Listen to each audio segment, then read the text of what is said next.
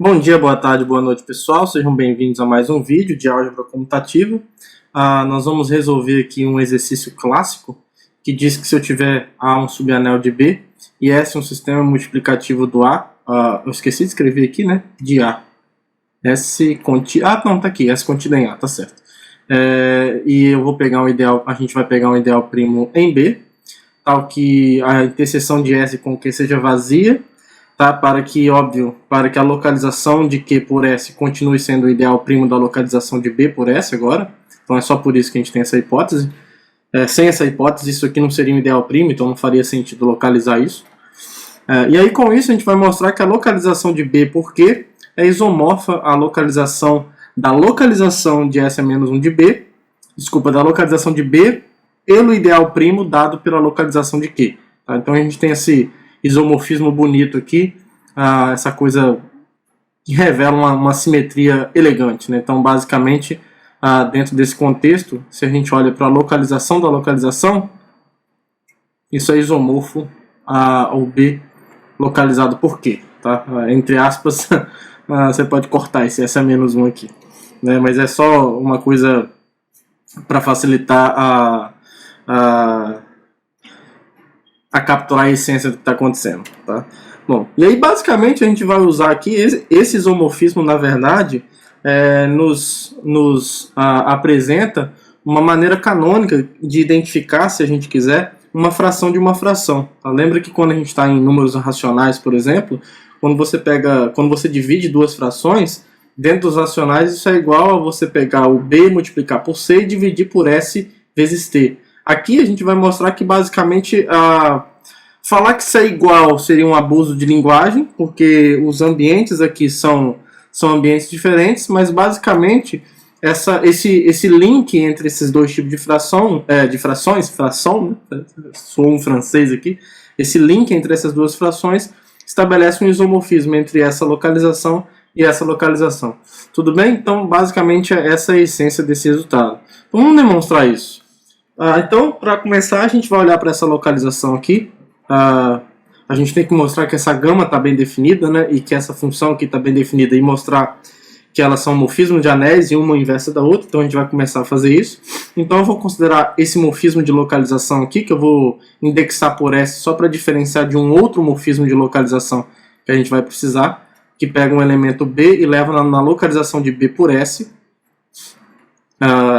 E digamos, a fração canônica, né, B sobre 1. Então, isso aqui é um morfismo de anéis, a gente já sabe. A gente já sabe que essa localização tem essa propriedade, é só olhar as aulas de localização aí, as primeiras aulas de localização, a gente viu, por exemplo, que nessas condições, a imagem inversa do ideal primo, que é a localização de Q, coincide exatamente com Q, tá? E aí, por conta disso, essa função aqui está bem definida. A gente pode, então,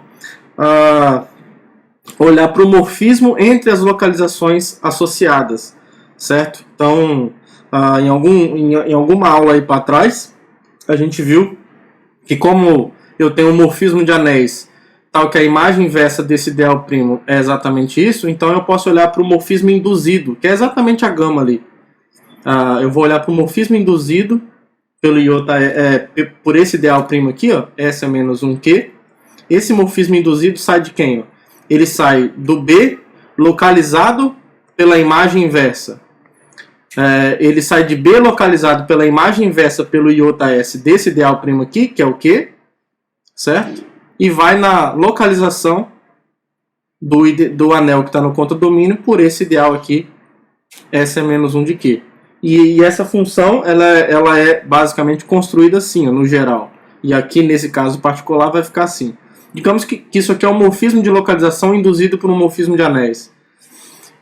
Tal que a imagem inversa de um ideal primo resulta em outro ideal primo. Né? Isso sempre acontece, então a gente consegue construir esse morfismo assim.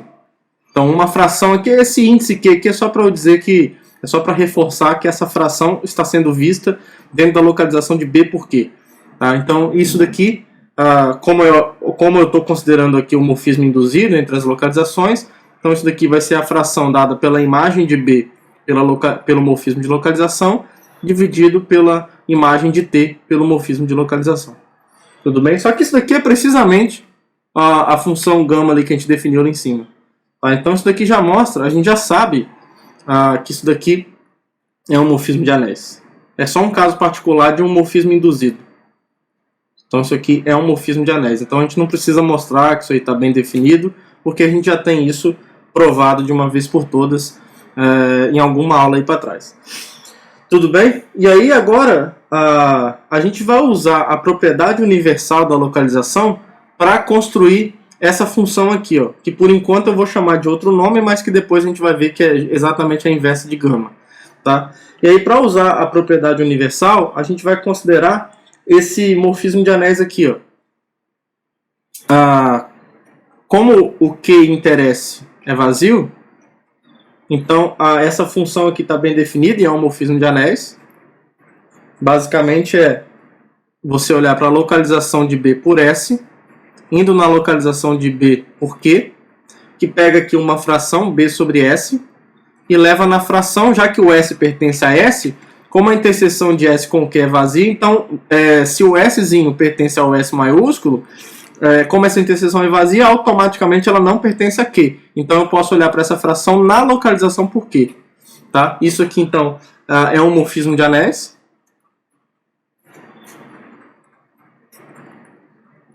É um morfismo de anéis. E é bem fácil também verificar que isso aqui acontece. Tal que a imagem do complementar aqui desse ideal primo, S menos 1Q, está contido nos invertíveis dessa localização de B por Q, né? Que nada mais é do que os elementos que não estão no ideal maximal aqui, certo? Que é o QBQ. Tá? Então, por conta dessa inclusão, aqui são os invertíveis, né? Digamos que a outra inclusão está certa, mas ela não me diz nada. Agora, quando eu sei que φ é um morfismo de anéis satisfazendo isso daqui, vamos lembrar aqui da propriedade universal. Então, aqui ó, eu vou colocar o morfismo de localização da localização de B. Só vou chamar isso aqui de iota. Então só vamos colocar esse diagrama aqui para ajudar a gente a construir o morfismo que vai ser a inversa de gama. Aqui eu tenho esse φ, certo? Eu tenho φ, o morfismo de anéis. E esse morfismo φ tem essa propriedade. Ó. O φ desse sistema multiplicativo, vamos dizer assim, lá na localização de S é menos 1 de B, porque isso aqui é um ideal primo, né? Então isso aqui é um sistema multiplicativo aqui. A imagem disso é elevado nos invertíveis daqui. Tá? Então, pela propriedade universal da localização, existe um único, que eu vou chamar de φ por enquanto, mas isso aqui vai ser o gama menos 1. Tá? Existe uma única φ, morfismo de anéis, que faz esse diagrama como está. Tá? Então, como isso aqui acontece, pela propriedade universal da localização,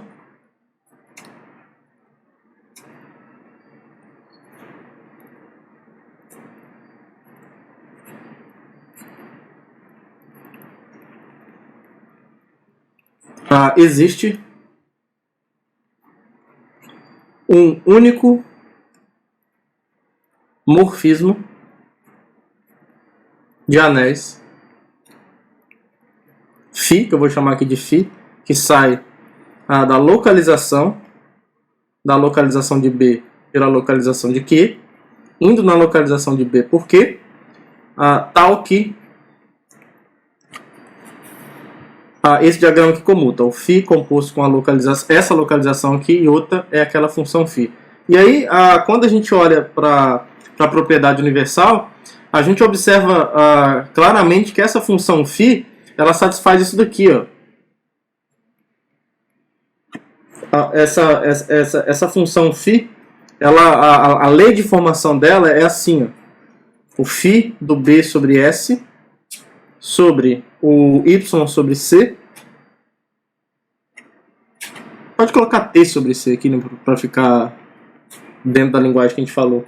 Isso daqui nada mais é, quando a gente usa esse fato aqui para construir essa φ, Isso aqui nada mais é do que a imagem do B sobre S vezes, como esse cara aqui não pertence ao S a menos 1Q, por estar nessa localização, e a imagem dele, por não pertencer ao S a menos 1 de Q, a imagem dele está nos invertíveis aqui, então eu posso olhar para o inverso desse cara aqui dentro da localização de B por Q, né? É assim que a gente constrói essa φ. Tá? Só que essa função aqui, então, ela vai ter essa cara. O φ de B sobre S vai ser, vai ser a fração B sobre S na localização de B por Q, vezes o inverso da fração T sobre C na localização de B por Q, que nada mais é, no fim das contas, BC sobre ST, certo? Que é mesmo a lei de formação que a gente esperava que acontecesse, né? Então isso aqui vai acontecer para todo, vamos ver aqui, para todos B em B, S fora do Q, o T, não, o S tem que estar em S, peraí, o S e o C estão em S, isso, o S e o C estão em S, e o T não pertence aqui, pronto, tá? Então isso aí vai acontecer para todos os caras satisfazendo isso daqui, tá bom? Então, em particular, eu ainda não sei se é a inversa, mas essa função aqui está bem definida, tá? Porque ela foi construída a partir da propriedade universal, não tem necessidade da gente provar que isso aí está bem definido de novo, a gente já sabe disso. Agora o que resta então... Opa, sumi com o negócio. Bom, agora o que resta então é mostrar que as compostas resultam na identidade, né? É o que resta para a gente mostrar. Finalmente. Por exemplo, o φ bola gama. Um arquétipo de um elemento aqui no domínio de gama, vamos ver, está na localização de B por Q, né? Então, eu vou pegar aqui um B sobre T, onde o B está em B e o T não pertence a Q. Bom, isso aqui por definição é φ, a imagem de B sobre T é isso daqui, ó, B sobre 1 sobre T sobre 1, certo? E aí φ faz o quê? Ó? Ela pega uma fração desse tipo e vai levar em quem? Ó? Vai ser B vezes, quem está fazendo o papel de C aqui? 1, né? Então B vezes 1 sobre, quem está fazendo o papel, vamos ver aqui, de S. O S é 1, então S vezes T, né? E o T é o próprio T mesmo. Isso aqui então, só que essa fração vista na localização de B por Q. Então no fim das contas aqui dentro, isso aqui dá B sobre T, Q.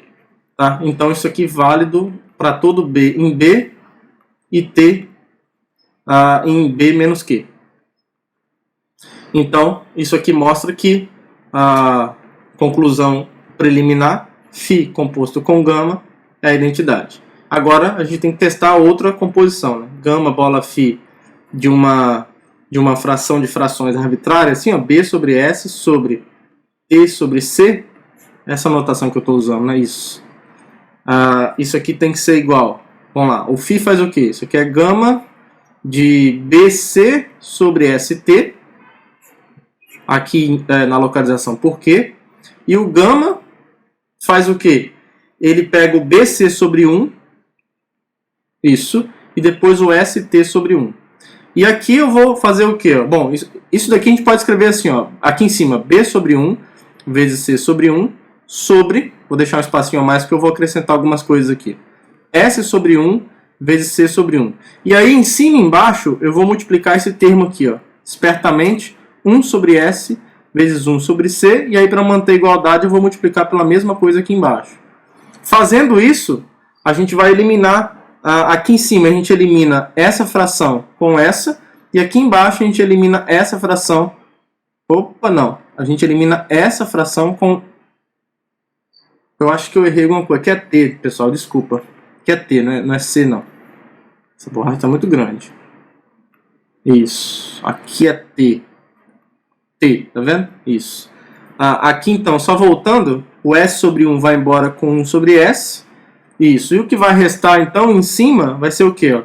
B sobre 1 vezes 1 sobre S, que é a mesma coisa que B sobre S, sobre, embaixo, T sobre 1 vezes 1 sobre C, que é o T sobre C. Então, gama bola φ disso deu exatamente isso, deu a mesma coisa. Tá?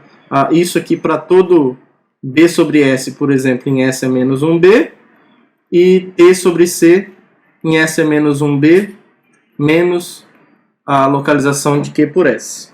Tudo bem? Então isso aqui mostra, aqui, né, vamos botar um implica assim, né? Isso aqui também mostra que o gama bola φ é a identidade adequada aqui. Tá bom? Então a gente conseguiu construir gama e construímos um outro morfismo de anéis, que é exatamente esse daqui, tal que essas compostas dão a identidade. Tá? Então acabou. Portanto, gama, que era o que eu queria, é um isomorfismo de anéis. E a inversa dele é φ, que é exatamente a função aqui, que no enunciado é dito que é a inversa do morfismo gama W.